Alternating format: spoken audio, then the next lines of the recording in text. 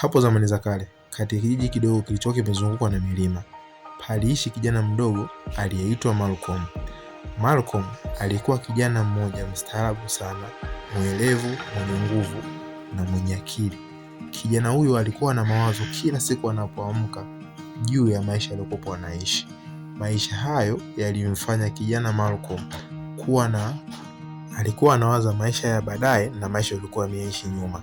Kwa hiyo Malcolm alikuwa ni mtu ambaye ana mawazo. Muda mwingi alikuwa amekosa amani akiwa amelala kitandani kwake. Siku moja katika pitapita zake alisikia kuwa kuna mzee mmoja yupo kijiji cha jirani, ambaye huyo mzee alikuwa anasaidia watu wenye tatizo la saikolojia, na maanisha kwamba watu ambao walikuwa wamekata tamaa na maisha yao. Baada ya Malcolm kusikia hayo maneno kutoka kwa mpita njia, Malcolm alichukua maamuzi ya kufunga safari na kuelekea katika hicho kijiji. Zilimgharimu takriban ndani ya siku 3 ili kufikia hicho kijiji.